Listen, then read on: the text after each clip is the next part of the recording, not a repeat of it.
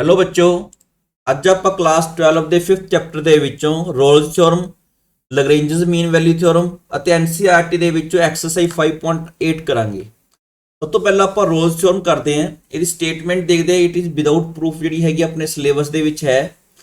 Suppose ਤੁਹਾਡੇ ਕੋਲ ਕੋਈ ਵੀ ਫੰਕਸ਼ਨ ਗਿਵਨ ਹੈ, it is defined on the closed interval A B.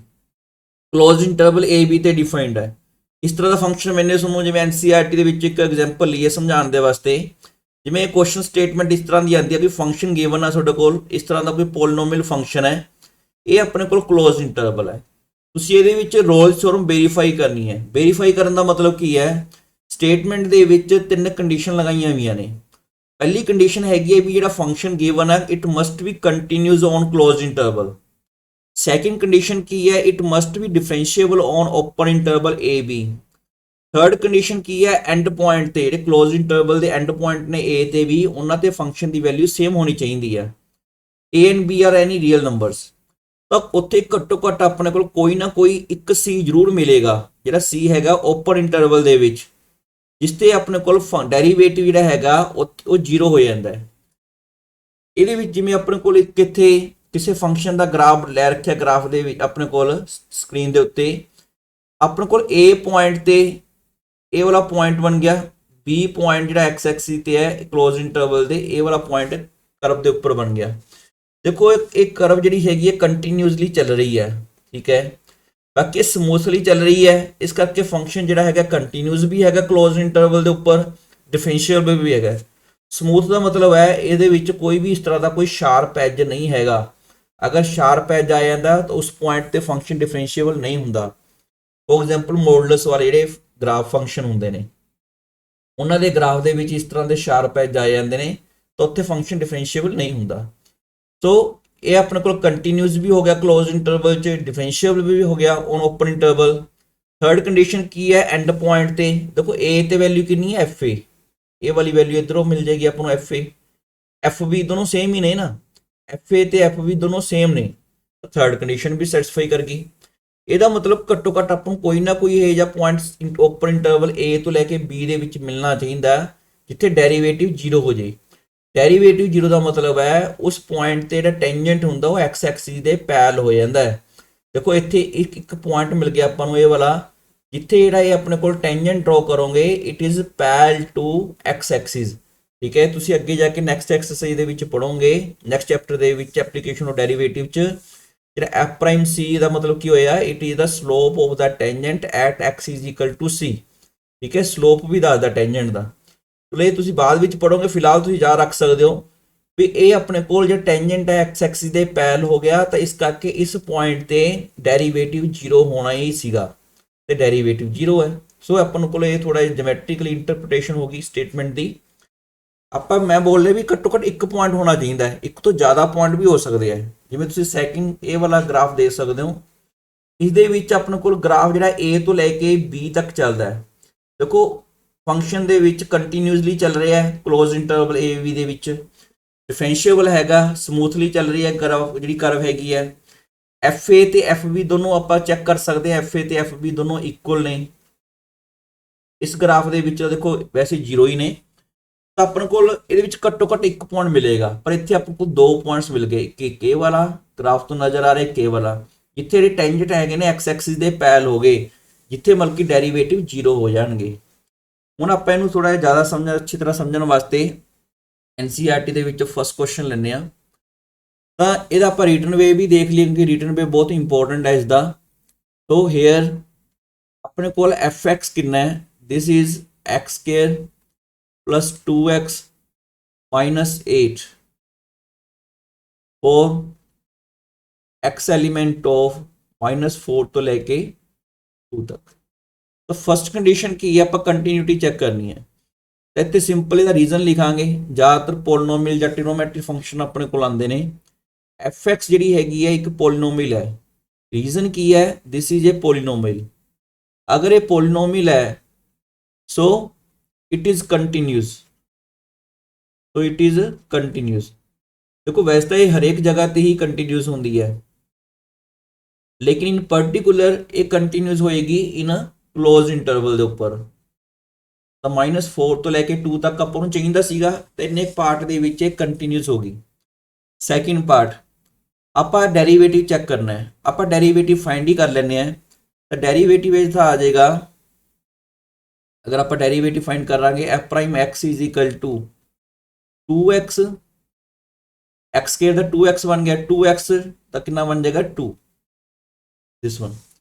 ਹੁਣ ਜਿਹੜਾ ਇਹ ਆਪਣੇ ਕੋਲ ਡੈਰੀਵੇਟਿਵ ਆਪਾਂ ਚੈੱਕ ਕਰਨਾ ਕਿ ਇਹ ਓਪਨ ਇੰਟਰਵਲ ਦੇ ਵਿੱਚ ਐਗਜ਼ਿਸਟ ਕਰਦਾ ਵੀ ਹੈ ਕਿ ਨਹੀਂ ਕਰਦਾ। ਦੇਖੋ ਕਲੀਅਰਲੀ ਇਹ ਵੀ ਇੱਕ ਪੋਲੀਨੋਮੀਅਲ ਹੀ ਹੈ ਸਿੰਪਲ, ਵਿਚ ਐਗਜ਼ਿਸਟ ਇਨ, ਇਹ ਡੈਰੀਵੇਟਿਵ ਐਗਜ਼ਿਸਟ ਕਰ ਹੀ ਰਿਹਾ ਹੈ -4 ਤੋਂ ਲੈ ਕੇ 2 ਦੇ ਵਿੱਚ। ਤਾਂ ਸੈਕਿੰਡ ਕੰਡੀਸ਼ਨ ਵੀ ਸੈਟੀਸਫਾਈ ਹੋ ਗਈ। ਥਰਡ ਕੰਡੀਸ਼ਨ ਕੀ ਸੀਗੀ? ਥਰਡ ਕੰਡੀਸ਼ਨ ਹੈਗੀ ਆ FA ਤੇ FB, A ਕਿੰਨਾ ਇਹਦੇ ਵਿੱਚ -4 ਆ, B ਹੈਗਾ 2, F -4 ਤੇ ਆਪਾਂ ਇਹਦੀ ਵੈਲਿਊ ਕੱਢ ਲੈਂਦੇ ਆ।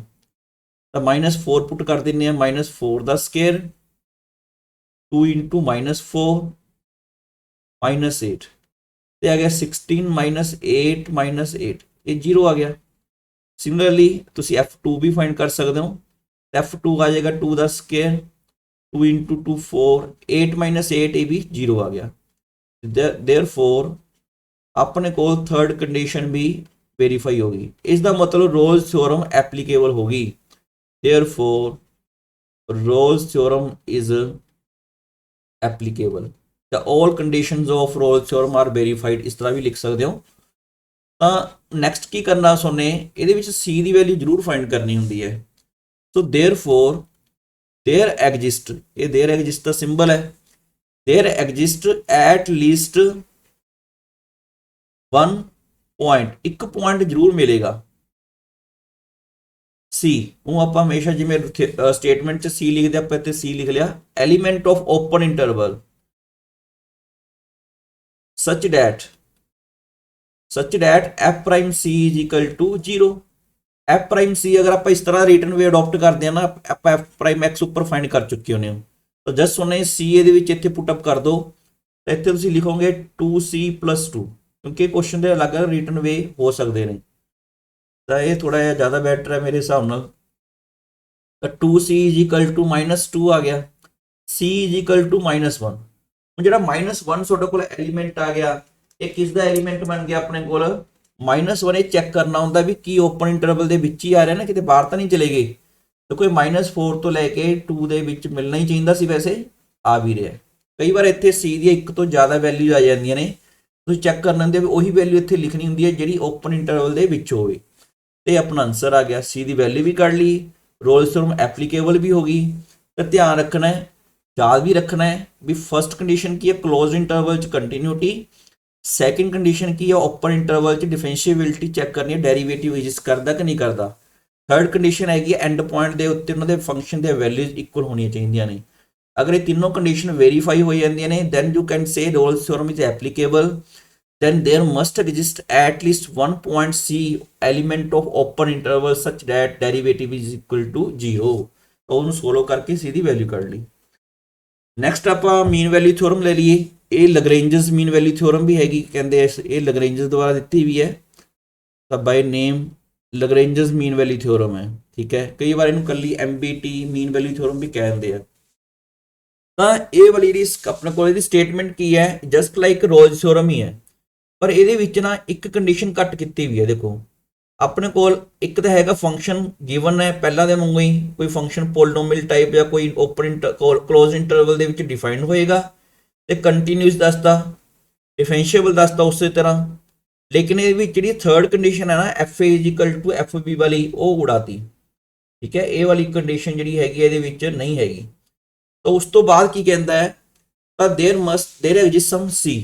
तो ये सी कढ़न का मैथड है वो वाला फॉर्मूला है F prime C is equal to FB - FA upon B - A।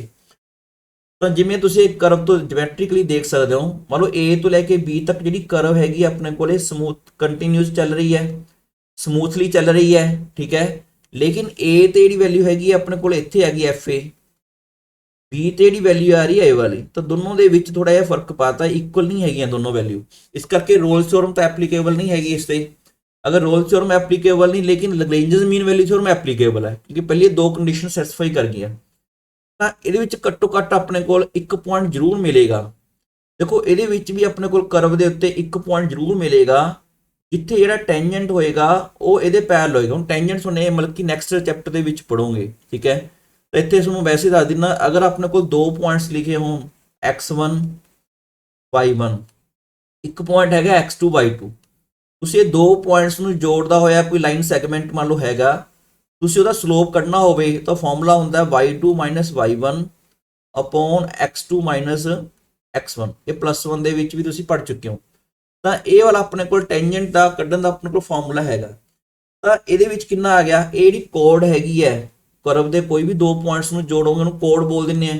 ਤਾਂ ਕੋਡ ਦਾ ਸਲੋਪ ਕਿੰਨਾ ਆ ਗਿਆ, ਇਸ ਦਾ ਸਲੋਪ ਕਿੰਨਾ ਆ ਗਿਆ FB FA upon B A।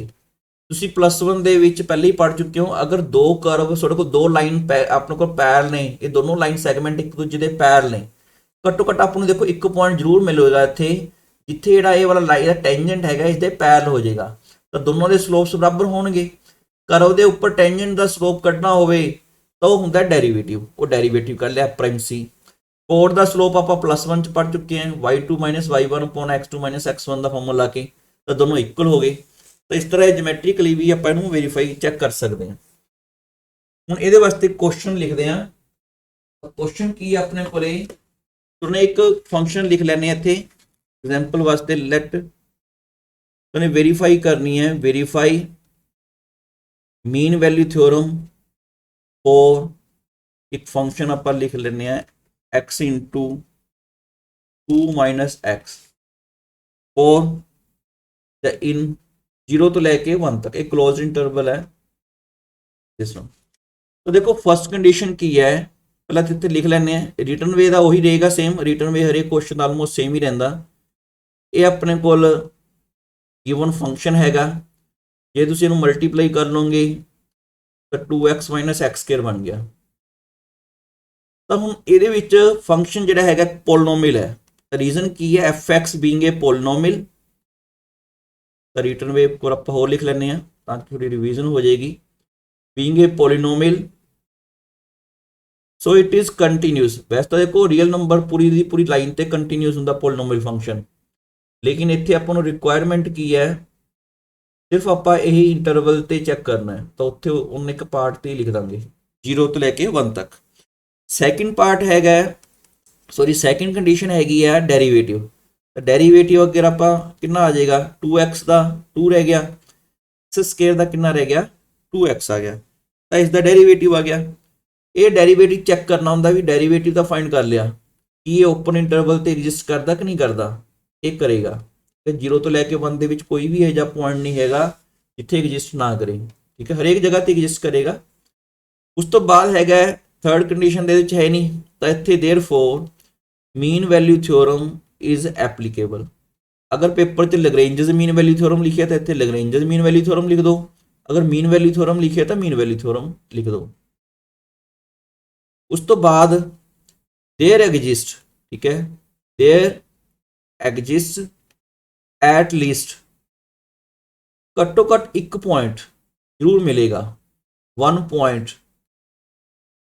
Point का नाम आप C लिखते हैं, एलीमेंट ओपन इंटरवल दे विच ही आंदा, ठीक है, such that f prime C is equal to इत्थे a FB FA, B बाद वाला पॉइंट किहड़ा एंड पॉइंट किहड़ा 1, तो f1 f0 upon 1 0। f prime C इत्थों कैलकुलेट कर लांगे, f प्राइम C कितना आ गया 2 2C। f1 करना है, f1 ਇਹਦੇ ਵਿੱਚੋਂ ਫਾਈਂਡ ਕਰ ਸਕਦੇ ਹੋ, ਠੀਕ ਹੈ। f1 ਆਪਾਂ ਸਾਈਡ ਤੇ ਲਿਖ ਕੇ ਦਿਖਾ ਦਿੰਨੇ ਆ, f1 ਇਜ਼ ਇਕੁਅਲ ਟੂ 2 1 ਦਾ ਸਕੁਅਰ, ਇਹਦੇ ਵਿੱਚੋਂ ਫਾਈਂਡ ਕਰ ਲਿਆ। ਚਲੋ 2 1 ਦਾ ਸਕੁਅਰ ਤਾਂ 1 ਆ ਗਿਆ। f0 ਵੀ ਕੈਲਕੂਲੇਟ ਕਰ ਲਓ, ਸਾਈਡ ਤੇ ਲਿਖ ਕੇ ਦਿਖਾ ਦਿਓ, 2 0 0 ਦਾ ਸਕੁਅਰ, ਇਹ 0 ਆ ਗਿਆ ਦਿਸ ਵਨ। तो अपने को वैल्यू कितनी आ रही है इसकी 1 -0 अपॉन 1 तो 1 आ गया। हूँ ये सी की वैल्यू काट लो तो -2c इज इक्वल टू 1 -2 बन गया, this is -1। So c is equal to -1 upon -2 कितना बन गया 1 अपॉन 2। चेक करना ओपन इंटरवल दे विच ही है ना, बाहर तो नहीं चले गए, ठीक है। ਸੀ ਇਹਦੇ ਵਿੱਚ ਮਿਲ ਰਿਹਾ ਆਪਾਂ ਨੂੰ ਘੱਟੋ ਘੱਟ ਇੱਕ ਪੁਆਇੰਟ ਜ਼ਰੂਰ ਮਿਲ ਗਿਆ ਜਿੱਥੇ ਜਿਹੜੀ ਰੋਲਸ ਥਿਓਰਮ ਦੀ ਕੰਡੀਸ਼ਨ ਹੈਗੀ ਆ ਉਹ ਆਪਣੇ ਕੋਲ ਵੈਰੀਫਾਈ ਹੋ ਗਈ। ਦੱਸੋ ਨੈਕਸਟ ਕੁਐਸਚਨ ਲਿਖਦੇ ਹਾਂ। ਇਹ ਐਨਸੀਈਆਰਟੀ ਦੇ ਵਿੱਚ ਕੁਐਸਚਨ ਲਿਆ ਹੋਇਆ, ਇਹਦੇ ਵਿੱਚ ਆਪਣੇ ਕੋਲ ਰੋਲਸ ਥਿਓਰਮ ਐਪਲੀਕੇਬਲ ਚੈੱਕ ਕਰਨੀ ਹੈ ਵੀ ਹੈਗੀ ਕਿ ਨਹੀਂ ਹੈਗੀ। ਐਕਚੁਅਲ ਦੇ ਵਿੱਚ ਆਪਾਂ ਚੈੱਕ ਕਰਦੇ ਆ, ਵੈਸੇ ਤਾਂ ਦੇਖੋ ਤਿੰਨੋਂ ਕੇਸ ਇਸ ਤਰ੍ਹਾਂ ਦੇ ਨੇ ਜਿਹਦੇ ਵਿੱਚ ਐਪਲੀਕੇਬਲ ਨਹੀਂ ਹੈਗੀ, ਤਾਂ ਕਿ ਸਟੇਟਮੈਂਟ ਤੁਹਾਨੂੰ ਸਮਝ ਆ ਜੇ। ਕਈ ਵਾਰ ਆਏ ਹੁੰਦਾ ਮਨ ਦੇ ਵਿੱਚ ਵੀ ਆਪਣੇ ਕੋਲ ਹਮੇਸ਼ਾ ਹੀ ਜਿਹੜੀ ਰੋਲਸ ਥਿਓਰਮ ਉਹ ਐਪਲੀਕੇਬਲ ਹੋਏਗੀ, ਪਰ ਇਸ ਤਰ੍ਹਾਂ ਦਾ ਨਹੀਂ ਹੁੰਦਾ। ਤਾਂ ਫਸਟ ਪਾਰਟ ਹੈਗਾ, ਇਹ ਫਸਟ ਪਾਰਟ ਕਰਦਾ, ਸੈਕਿੰਡ ਤੁਸੀਂ ਆਪ ਕਰਕੇ ਦੇਖਿਓ। ਫਸਟ ਪਾਰਟ ਹੈਗਾ ਗ੍ਰੇਟੈਸਟ ਇੰਟੀਜਰ ਫੰਕਸ਼ਨ ਲਿਖਿਆ ਹੋਇਆ। ਦੇਖੋ ਜਿਹੜੇ ਗ੍ਰੇਟੈਸਟ ਇੰਟੀਜਰ ਫੰਕਸ਼ਨ ਹੁੰਦੇ ਆ ਇਹਦੇ ਬਾਰੇ ਤੁਹਾਨੂੰ ਪਤਾ ਹੋਣਾ ਚਾਹੀਦਾ ਹੈ ਵੀ ਇਹ ਨਾ ਤਾਂ ਕੰਟੀਨਿਊਸ ਨੇ ਨਾ ਹੀ ਡਿਫਰੈਂਸ਼ੀਏਬਲ ਨੇ ਐਟ ਇੰਟੈਗਰਲ ਪੁਆਇੰਟਸ। ਆਪਾਂ ਕੋਈ ਵੀ ਇੱਕ ਪੁਆਇੰਟ ਲੈ ਕੇ ਆਪਾਂ ਚੈੱਕ ਕਰ ਸਕਦੇ ਹਾਂ, ਠੀਕ ਹੈ। ਮੰਨ ਲਓ ਤੁਸੀਂ ਕੋਈ ਪੁਆਇੰਟ ਲੈ ਲਿਆ, ਇਹਦੇ ਵਿੱਚੋਂ ਮੈਂ ਚੈੱਕ ਕਰਨਾ ਵੀ ਪੂਰੇ ਦੇ ਪੂਰੇ ਕਲੋਜ਼ ਇੰਟਰਵਲ ਤੇ ਕੰਟੀਨਿਊਸ ਹੋਣਾ ਚਾਹੀਦਾ ਜੇ ਫਸਟ ਕੰਡੀਸ਼ਨ ਵੈਰੀਫਾਈ ਕਰਨੀ ਹੈ। ਮੰਨ ਲਓ ਮੈਂ ਇੱਕ ਪੁਆਇੰਟ ਲੈ ਲਿਆ, ਲੈਟ x = 6 ਤੇ ਆਪਾਂ ਪੁਆਇੰਟ ਆਪਾਂ ਚੈੱਕ ਕਰਦੇ ਹਾਂ, ਠੀਕ ਹੈ। ਐਲੀਮੈਂਟ ਆਫ 5 9 ਤੇ ਵੈਸੇ ਤਾਂ ਸਿੱਧਾ ਹੀ ਲਿਖਿਆ ਜਾ ਸਕਦਾ ਸੀ ਰੀਜ਼ਨ, ਲੇਕਿਨ ਅਗਰ ਆਪਾਂ ਵੈਰੀਫਾਈ ਕਰਨਾ ਹੋਵੇ ਤਾਂ ਆਪਾਂ ਵੈਰੀਫਾਈ ਕਰ ਸਕਦੇ ਹਾਂ। ਤਾਂ ਇਹਦੇ ਵਿੱਚ ਆਪਾਂ ਕੀ ਚੈੱਕ ਕਰਾਂਗੇ, ਜਿਹੜਾ ਆਪਣੇ ਕੋਲ ਪਹਿਲਾਂ ਆਪਾਂ ਲਿਖਦੇ ਹਾਂ ਲੈਫਟ ਹੈਂਡ ਲਿਮਿਟ। ਤਾਂ ਲੈਫਟ ਹੈਂਡ ਲਿਮਿਟ ਕੱਢ ਲੈਂਦੇ ਹਾਂ। ਲੈਫਟ ਹੈਂਡ ਲਿਮਿਟ ਦਾ ਕੀ ਫਾਰਮੂਲਾ ਸੀ, limit x approaches to 6 negative fx। 6 ਤੇ ਚੈੱਕ ਕਰ ਰਹੇ ਹੋ ਨਾ, ਤਾਂ ਕਿੰਨਾ ਬਣ ਜਾਏਗਾ, ਲਿਮਿਟ h ਗੋਸ ਟੂ 0। ਉਸ ਤੋਂ ਬਾਅਦ ਇੱਥੇ ਆਪਣੇ ਕੋਲ ਆ ਜਾਏਗਾ f6 ਮਾਈਨਸ h। ਤੇ ਗ੍ਰੇਟੈਸਟ ਇੰਟੀਜਰ ਫੰਕਸ਼ਨ ਹੁੰਦਾ ਨਾ, ਅਗਰ ਆਪਾਂ ਇੱਥੇ ਵੈਲਿਊ ਚੈੱਕ ਕਰੀਏ ਇਹ 5 6 7, ਅਗਰ 6 ਮਾਈਨਸ h ਤੁਸੀਂ ਇੱਥੇ ਜੇ ਆ ਜਾਓਗੇ, ਇਹਦੀ ਵੈਲਿਊ ਜਿਹੜੀ ਹੈਗੀ ਹੈ ਗ੍ਰੇਟੈਸਟ ਇੰਟੀਜਰ ਫੰਕਸ਼ਨ ਦੀ, ਅਗਰ ਵੈਲਿਊ ਕੱਢੋਗੇ 6 ਮਾਈਨਸ h ਬ੍ਰੈਕਟ ਦੇ ਵਿੱਚ ਆ ਗਿਆ ਇੱਥੇ, ਇਹਦੀ ਵੈਲਿਊ ਕਿੰਨੀ ਆਏਗੀ, ਲੈਫਟ ਹੈਂਡ ਸਾਈਡ ਤੇ ਕਿਹੜਾ ਇੰਟੀਜਰ ਹੈਗਾ ਆਪਣੇ ਕੋਲੇ 5 ਹੈ, ਤੇ ਇਹਦੀ ਵੈਲਿਊ ਆ ਜਾਏਗੀ 5। ਤੇ ਕਾਂਸਟੈਂਟ ਦੀ ਲਿਮਿਟ ਕਾਂਸਟੈਂਟ ਹੀ ਹੁੰਦੀ ਹੈ ਤੇ 5 ਆ ਗਿਆ। ਸਿਮਿਲਰਲੀ ਅਗਰ ਰਾਈਟ ਹੈਂਡ ਲਿਮਿਟ ਕੈਲਕੂਲੇਟ ਕਰੋਗੇ ਤਾਂ limit x goes to 6 positive side ਤੋਂ ਅਪੋਜ਼ ਕਰਾਤਾ, ਤਾਂ ਮੈਥਡ ਸੇਮ ਹੈ ਆਲਮੋਸਟ। ਇੱਥੇ 6 ਪਲੱਸ h ਆਏਗਾ ਬਾਈ ਫਾਰਮੂਲਾ ਜਿਹੜਾ ਆਪਾਂ ਕੰਟੀਨਿਊਟੀ ਚ ਪੜ੍ਹ ਚੁੱਕੇ ਹਾਂ। ਇੱਥੇ limit 6 plus h goes to 0। ਤਾਂ 6 ਪਲੱਸ h 6 ਤੋਂ ਥੋੜਾ ਬੜਾ ਇਸ ਸਾਈਡ ਤੇ ਆ ਜਾਓਗੇ, ਤੇ ਇਹਦੇ ਵਿੱਚ ਆਪਣੇ ਕੋਲ ਵੈਲਿਊ ਕਿੰਨੀ ਆਏਗੀ, 6 ਆਏਗੀ। ਤੇ ਇਹਦੀ ਲਿਮਿਟ ਆ ਗਈ 6। ਦੋਨੋਂ ਇਕੁਅਲ ਨਹੀਂ ਆਈਆਂ, therefore left hand limit is not equal to right hand limit। ਆਪਾਂ ਇੱਕ particular case ਆਪਾਂ verify ਵੀ ਕਰਕੇ ਦਿਖਾਤਾ, therefore fx is not continuous ਨਹੀਂ ਹੈਗਾ, ਤਾਂ ਲਗਾਤਾਰ ਫੰਕਸ਼ਨ ਨਹੀਂ ਚੱਲ ਰਿਹਾ at x = 6 element of 5 to 9। therefore Rolle's theorem is not applicable। ਇੱਕ ਕੰਡੀਸ਼ਨ ਵੀ ਇਸਨੇ ਮਤਲਬ ਕਿ ਲਿਖਤੀ, ਵੈਸੇ ਤਾਂ ਦੇਖੋ ਭਾਵੇਂ ਸਾਰੀ ਲਿਖ ਲਓ, ਅਦਰਵਾਈਜ਼ ਇੱਕ ਕੰਡੀਸ਼ਨ ਵੀ ਅਗਰ ਲਿਖਤੀ ਤਾਂ ਆਪਾਂ ਕਹਿ ਸਕਦੇ ਹਾਂ ਰੋਲਸ ਥਿਓਰਮ ਜਿਹੜੀ ਹੈਗੀ ਹੈ ਅਗਰ ਵੈਰੀਫਾਈ ਨਹੀਂ ਹੋ ਰਹੀ ਤਾਂ Rolle's theorem is not applicable. Rolle's theorem is not applicable. ਹੁਣ ਇਹ ਵੀ ਪੁੱਛ ਰਿਹਾ ਕੀ ਕਹਿੰਦਾ, ਇਹਦਾ ਕਨਵਰਸ ਟਰੂ ਹੋਏਗਾ, ਠੀਕ ਹੈ। ਤਾਂ ਕਨਵਰਸ ਟਰੂ ਵਾਸਤੇ ਦੇਖੋ ਕਈ ਵਾਰ ਇਸ ਤਰ੍ਹਾਂ ਦੇ ਆਪਣੇ ਕੋਲ ਪੁਆਇੰਟਸ ਮਿਲਣਗੇ ਆਪਣੇ ਕੋਲ ਜਿੱਥੇ ਜਿਹੜਾ ਡੈਰੀਵੇਟਿਵ ਇਹਦਾ ਹੋ ਸਕਦਾ 0 ਹੋ ਜਾਂਦਾ ਹੈ, ਠੀਕ ਹੈ। ਲੇਕਿਨ ਅਗਰ ਆਪਣੇ ਕੋਲ ਡੈਰੀਵੇਟਿਵ ਇਹਦਾ ਕਿਸੇ ਵੀ ਕੁਐਸਚਨ ਡੈਰੀਵੇਟਿਵ 0 ਹੋ ਗਿਆ ਮੰਨ ਲਓ, ਤਾਂ ਡੈਰੀਵੇਟਿਵ 0 ਦਾ ਮਤਲਬ ਇਹ ਨਹੀਂ ਹੈਗਾ, ਅਗਰ ਆਪਾਂ ਡੈਰੀਵੇਟਿਵ ਦੀ ਗੱਲ ਕਰੀਏ ਇਹਦਾ ਡੈਰੀਵੇਟਿਵ ਹੋਏਗਾ it will be equal to 0।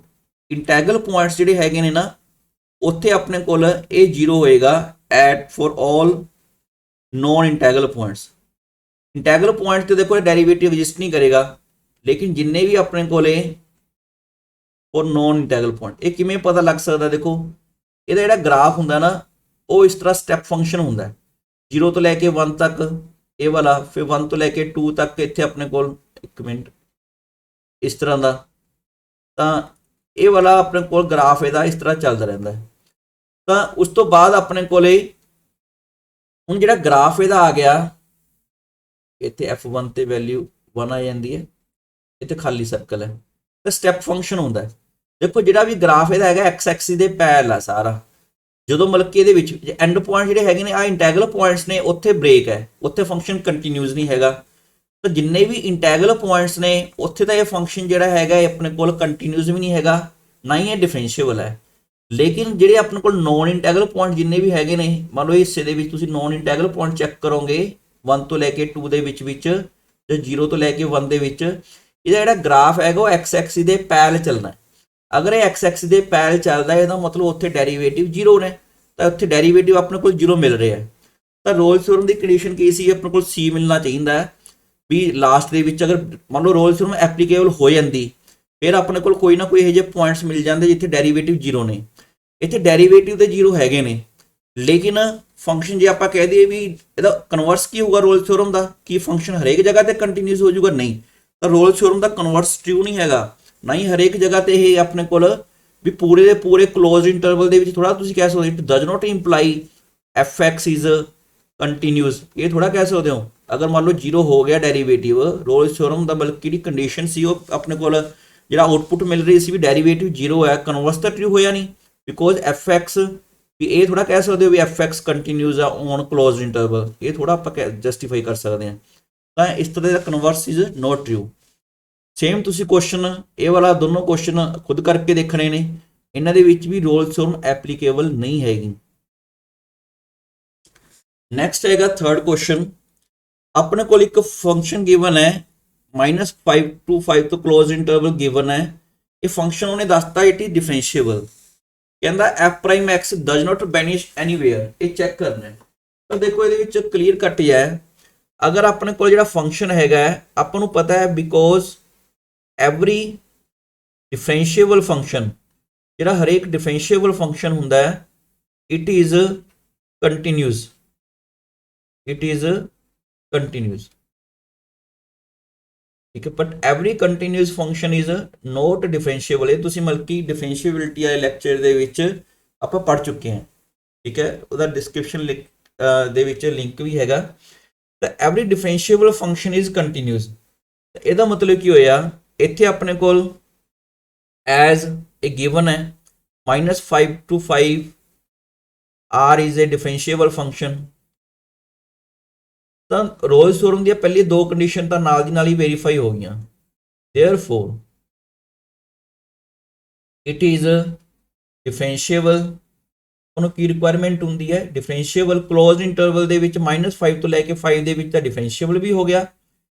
ਤੇ ਆਪਣੇ ਕੋਲ ਨਾਲ ਦੀ ਨਾਲ ਇੱਥੇ ਆਪਾਂ ਕੰਟੀਨਿਊਸ ਲਿਖਣਾ ਸੀਗਾ, ਪਹਿਲੀ ਕੰਡੀਸ਼ਨ ਆਪਣੇ ਕੋਲ ਕੰਟੀਨਿਊਸ ਦੀ ਹੈ। ਤਾਂ ਕੰਟੀਨਿਊਸ ਕਲੋਜ਼ ਇੰਟਰਵਲ ਦੇ ਵਿੱਚ ਆਪਣੇ ਕੋਲ ਕੰਟੀਨਿਊਸ ਹੋ ਗਿਆ, ਤੇ ਓਪਨ ਇੰਟਰਵਲ ਦੇ ਵਿੱਚ ਡਿਫਰੈਂਸ਼ੀਏਬਲ ਹੋ ਗਿਆ। ਜਿੰਨੀ ਕੁ ਆਪਾਂ ਨੂੰ ਰਿਕੁਆਇਰਡ ਆ ਆਪਾਂ ਉਹਨਾਂ ਪਾਰਟ ਦੇ ਵਿੱਚੋਂ ਲਿਖ ਸਕਦੇ ਹਾਂ, because every differentiable function is continuous.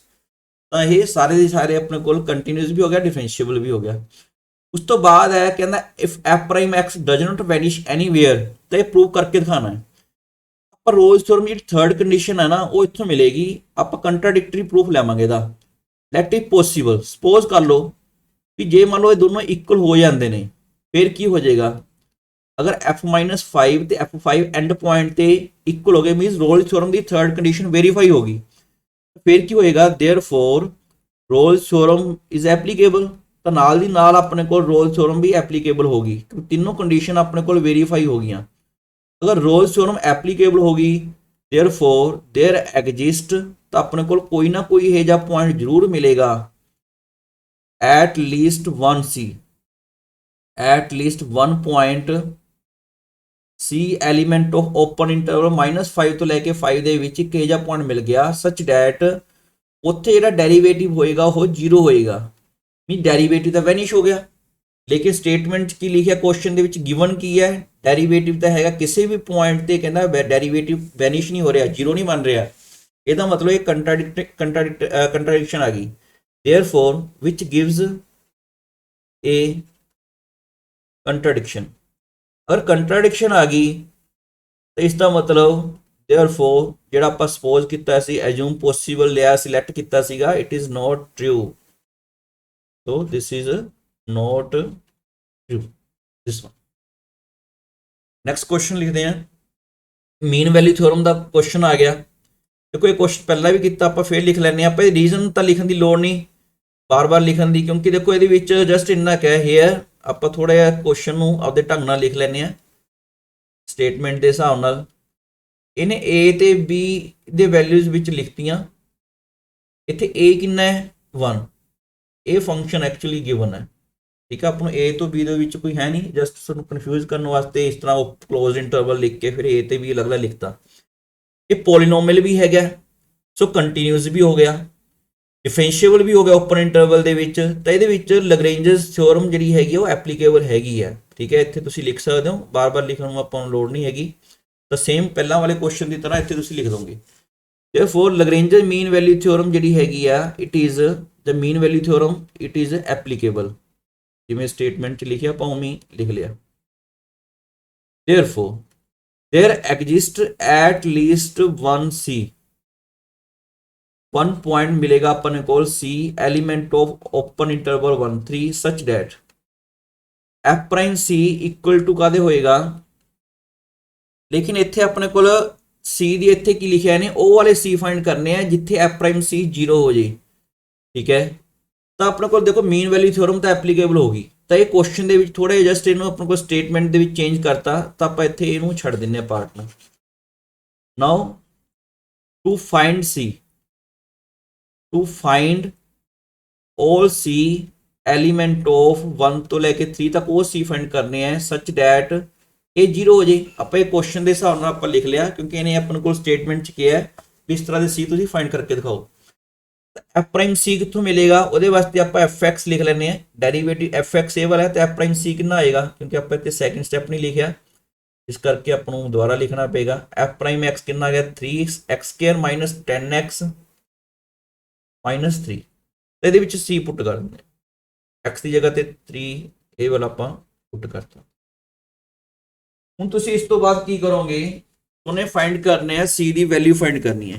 ਤਾਂ C ਦੀ ਵੈਲਿਊ ਫਾਈਂਡ ਕਰਨ ਵਾਸਤੇ ਤੁਸੀਂ ਕੀ ਲਿਖੋਗੇ,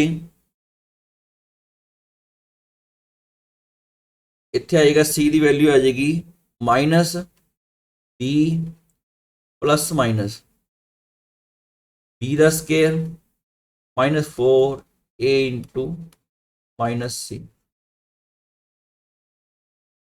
2 ਇੰਟੂ 3 ਦਿਸ ਵਨ। ਤਾਂ ਇਹਨੂੰ ਸੋਲੋ ਕਰਕੇ ਦੇਖ ਲੈਂਦੇ ਆ। ਇਹ ਆ ਗਿਆ 10 ਪਲੱਸ ਮਾਈਨਸ ਇਹ ਆ ਗਿਆ, ਇਹ ਆਪਣੇ ਕੋਲ 9 36, ਤੇ ਇੱਥੇ ਆਪਣੇ ਕੋਲ ਮਾਈਨਸ ਦਾ ਇੱਥੇ ਆਪਾਂ ਕੋਈ ਗੜਬੜ ਤਾਂ ਨਹੀਂ ਕੀਤੀ, ਮਾਈਨਸ 3 ਸਕੁਅਰ, ਠੀਕ ਹੈ। ਸੋ ਇਸ ਕੁਐਸਚਨ ਦੇ ਵਿੱਚ ਆਪਾਂ ਕੀ ਕਰਦੇ ਹਾਂ, ਨੈਕਸਟ ਆਪਾਂ ਇੱਥੇ ਪਲੱਸ ਮਾਈਨਸ ਰੂਟ 12 136 ਅਪੋਨ 6। ਦੇਖੋ ਜਿਹੜਾ ਇੰਟਰਵਲ ਹੈਗਾ ਪੋਜ਼ਿਟਿਵ ਹੈ ਇਹ, ਤੇ ਇਹਦੇ ਵਿੱਚ ਆਪਣੇ ਕੋਲ ਮਾਈਨਸ ਵਾਲਾ ਤਾਂ ਆਪਣੇ ਕੋਲ ਮਿਲਣਾ ਨਹੀਂ, ਤਾਂ ਮਾਈਨਸ ਵਾਲਾ ਪਾਰਟ ਕਿਉਂਕਿ 136 ਆਪਣੇ ਕੋਲ 11 ਪੁਆਇੰਟ ਸਮਥਿੰਗ ਆਏਗਾ, ਤਾਂ ਆਪਾਂ ਸਿਰਫ ਪਲੱਸ ਵਾਲੀ ਵੈਲਿਊ ਲਿਖ ਲੈਂਦੇ ਹਾਂ, ਇਹਦੇ ਵਿੱਚੋਂ ਮਾਈਨਸ ਵਾਲੀ ਵੈਲਿਊ ਆਪਾਂ ਛੱਡ ਦਿੰਦੇ ਹਾਂ। ਸੋ ਇਹ ਵਾਲਾ ਜਿਹੜਾ ਪੁਆਇੰਟ ਆਏਗਾ this will be near about 10, ਇਹਦੀ ਵੈਲਿਊ ਆਏਗੀ 11 ਪੁਆਇੰਟ ਸਮਥਿੰਗ। 10 ਪਲੱਸ 11 21 21 22 ਦੇ 22 ਨੂੰ ਅਗਰ ਆਪਾਂ 6 ਤੇ ਡਿਵਾਈਡ ਕਰੀਏ ਤਾਂ ਇਹਦੀ ਵੈਲਿਊ ਜਿਹੜੀ ਆਏਗੀ ਉਹ ਆਪਣੇ ਕੋਲ ਚਲੀ ਜਾਏਗੀ 22। ਇੱਕ ਸੈਕਿੰਡ, तो ਇਹਦੇ ਵਿੱਚ ਆਪਾਂ ਨੂੰ ਇਸ ਤਰ੍ਹਾਂ ਦਾ ਦੇਖੋ ਇਹ ਵਾਲੀ ਵੈਲਿਊ ਜਿਹੜੀ ਹੈਗੀ ਹੈ ਨਾ ਤਾਂ ਪਲੱਸ ਵਾਲੀ ਨਾ ਹੀ ਮਾਈਨਸ ਵਾਲੀ, ਇਹ ਦੋਨੋਂ ਵੈਲਿਊਜ਼ ਹੈਗੀਆਂ ਨੇ ਇਹ ਆਪਣੇ ਕੋਲ ਇੰਟਰਵਲ ਦੇ ਵਿੱਚ ਹੀ ਨਹੀਂ ਆ ਰਹੀਆਂ। ਇਸ ਦਾ ਮਤਲਬ ਆਪਣੇ ਕੋਲ ਇਸ ਤਰ੍ਹਾਂ ਦਾ ਕੋਈ ਵੀ C ਤੁਹਾਨੂੰ ਨਹੀਂ ਮਿਲੇਗਾ ਜਿੱਥੇ ਜਿਹੜਾ ਡੈਰੀਵੇਟਿਵ ਇਹਦਾ ਆਪਣੇ ਕੋਲ 0 ਹੋ ਜਾਏਗਾ, ਠੀਕ ਹੈ। ਤੇ ਧਿਆਨ ਰੱਖਣਾ ਹੈ ਇਹ ਕੁਐਸਚਨ ਦੇ ਵਿੱਚ ਆਪਣੇ ਕੋਲ ਵੈਰੀਫਾਈ ਕਰਨ ਲਈ ਕਿਹਾ ਸੀ, ਆਪਾਂ ਵੈਰੀਫਾਈ ਕਰ ਲਈ। ਅਗਰ ਤੁਹਾਡੇ ਕੋਲ ਇੱਥੇ ਲੱਗਦਾ ਤੁਸੀਂ C ਦੀ ਵੈਲਿਊ ਕੱਢਣੀ ਹੈ ਬਾਈ ਲੈਗਰੇਂਜਸ ਮੀਨ ਵੈਲਿਊ ਤੋਂ ਤੁਸੀਂ ਫਾਈਂਡ ਕਰ ਸਕਦੇ ਹੋ, ਉਹ ਆਪਣੇ ਟਾਰਗੇਟ ਨਹੀਂ ਹੈਗਾ ਇਹ ਕੁਐਸਚਨ ਕਰਨ ਵਾਸਤੇ, ਉਹ ਤਾਂ ਆਪਾਂ ਪਹਿਲੇ ਹੀ ਕਾਫੀ ਕੁਐਸਚਨ ਕਰ ਚੁੱਕੇ ਹਾਂ। ਮੇਨ ਆਪਣੇ ਕੋਲ ਇਹ ਚੈੱਕ ਕਰਨਾ ਸੀ, ਦੇਖੋ ਇਹਨੇ ਵੈਸੇ ਆਪਣੇ ਕੋਲ ਪਾਰਟ ਲਿਖਤਾ ਵੀ ਤੁਸੀਂ AJC ਫਾਈਂਡ ਕਰਕੇ ਦਿਖਾਓ ਜਿੱਥੇ ਡੈਰੀਵੇਟਿਵ 0 ਹੋ ਜੇ, ਲੇਕਿਨ ਇਸ ਤਰ੍ਹਾਂ ਦਾ ਕੋਈ ਵੀ C ਆਪਣੇ ਕੋਲ ਨਹੀਂ ਮਿਲ ਰਿਹਾ ਕੁਐਸਚਨ ਦੇ ਵਿੱਚ, ਕਿਉਂਕਿ 10 ਪਲੱਸ ਇਹ ਨੀਅਰ ਅਬਾਊਟ ਨਾ 10 ਪਲੱਸ ਮਾਈਨਸ ਇਹ 11 ਤੋਂ ਜ਼ਿਆਦਾ ਬਣ ਜਾਏਗਾ, 121 11 ਪੁਆਇੰਟ ਸਮਥਿੰਗ ਬਣ ਜਾਏਗਾ ਇੱਥੇ, ਠੀਕ ਹੈ। ਤਾਂ ਆਪ 6 ਤੇ ਡਿਵਾਈਡ ਕਰੋਗੇ 3 ਤੋਂ ਬੜਾ ਨੰਬਰ ਬਣ ਜਾਏਗਾ, ਜੇ ਪਲੱਸ ਕਰੋਗੇ 3 ਤੋਂ ਬੜਾ ਬਣ ਜਾਏਗਾ, ਜੇ ਮਾਈਨਸ ਕਰੋਗੇ ਤਾਂ ਮਾਈਨਸ ਦਾ ਆ ਜਾਏਗਾ। ਇਸ ਕਰਕੇ ਇਹਦੀ ਵੈਲਿਊ ਜਿਹੜੀ ਹੈਗੀ ਆ 1 ਤੋਂ ਲੈ ਕੇ 3 ਦੇ ਵਿੱਚ ਨਹੀਂ ਲਾਈ ਕਰ ਰਹੀ, ਠੀਕ ਹੈ। ਲਾਸਟ ਕੁਐਸਚਨ ਕਰਦੇ ਆ, ਇੱਕ ਐਕਸਟਰਾ ਕੁਐਸਚਨ ਜਸਟ ਵੈਸੇ ਹੀ ਲਿਆ ਜੇ ਮੋਡੂਲਸ ਫੰਕਸ਼ਨ ਜਿਹੜਾ ਆ ਜੇ, ਇਹ ਫੰਕਸ਼ਨ ਤੁਸੀਂ ਕੀ ਕਰੋਗੇ, ਮੋਡੂਲਸ ਫੰਕਸ਼ਨ ਜਿਹੜਾ ਹੈਗਾ, ਜੇ ਮੋਡੂਲਸ ਫੰਕਸ਼ਨ ਹੁੰਦਾ ਹੈ ਇਹ ਕੰਟੀਨਿਊਸ ਤਾਂ ਹੁੰਦਾ ਹੈ, ਠੀਕ ਹੈ, ਇਹ ਹਰੇਕ ਜਗ੍ਹਾ ਤੇ ਕੰਟੀਨਿਊਸ ਤਾਂ ਹੋਏਗਾ। fx being a modulus function so it is continuous everywhere, ठीक है, it is a continuous function ये वाला। लेकिन अगर ਇਹਦੀ डिफरेंशिएबिलिटी ਗੱਲ ਕਰੋਗੇ, ਇਹ ਜਿੱਥੇ ਆਪਣੇ ਕੋਲ ਇਹ 0 ਬਣੇਗਾ, ਜਿਵੇਂ 0 x = 0 ਤੇ 0 ਬਣੇਗਾ, 0 ਇਹਦੇ ਵਿੱਚ ਹੈਗਾ, ਤਾਂ at x = 0 ਤੁਸੀਂ ਲੈਫਟ ਹੈਂਡ ਡੈਰੀਵੇਟਿਵ ਫਾਈਂਡ ਕਰੋਗੇ ਤਾਂ ਲਿਮਿਟ ਕਿੰਨੀ ਆ ਜਾਂਦੀ ਹੈ, ਨਾਲ ਰਿਵੀਜ਼ਨ ਹੋ ਜਾਏਗੀ x f0 h f0। Differentiability check कर लेने आप इसकी, तो क्योंकि ओपन इंटरवल -1 तो लैके 1 तक हरेक पॉइंट ते function it must be differentiable, लेकिन आप प्रूव करांगे भी 0 ते डिफरेंशिएबल नहीं हैगा। सुन मैं पहला स्टार्टिंग दे विच दस्सिया सी ये मॉडुलस फंक्शन हुंदे ने ना, इस इत्थे अपने कोल शार्प एज आ गया, इत्थे फंक्शन स्मूथली रन नहीं करता, x = 0 ते फंक्शन डिफरेंशिएबल नहीं होना। तो limit h goes to 0 0 - h दे विच भरोगे, 0 - h ਤੇ वैल्यू कितनी आ जाएगी, h आ जाएगी, 0 भरोगे इतने 0 आ जाएगा। पहला तुम लिख चुके हो, इस करके पहला भी आप क्वेश्चन किया हुए ने। ये कितना आ गया -1, कॉन्स्टेंट की लिमिट कितनी होंगी है, constant. Similarly right hand derivative अगर कैलकुलेट करांगे it will be equal to limit h goes to 0 f0 plus h minus f0 divided by h। ਇਹਦੀ वैल्यू फाइंड कर लेने हैं, ਇਹਦੀ ਆ ਗਈ h ਦਾ modulus h - 0 upon this one, ਇਹਦੀ ਲਿਮਿਟ 1 ਆ ਗਈ, ਤਾਂ ਦੋਨੋਂ ਬਰਾਬਰ ਨਹੀਂ ਆਏ। अगर इक्वल नहीं आए तो इसका मतलब फंक्शन ਜਿਹੜਾ ਹੈਗਾ it is not differentiable at x = 0, means Rolle's theorem is not applicable, is not applicable। Reason ਇੱਥੇ ਲਿਖਿਆ ਨਹੀਂ ਤਾਂ ਇੱਥੇ ਲਿਖ ਦਿੰਦੇ ਆ, because fx is not differentiable. पूरे इंटरवल से थोड़ा अपने को एक पॉइंट से भी अगर अपने को यह मिल जाता जिथे फंक्शन डिफरेंशिएबल नहीं हैगा या कंटीन्यूस नहीं हैगा, तो रोल थ्योरम या अपने को मीन वैल्यू थ्योरम एप्लीकेबल नहीं होएगी। तो this is all about today lecture. So please like the video and subscribe the channel.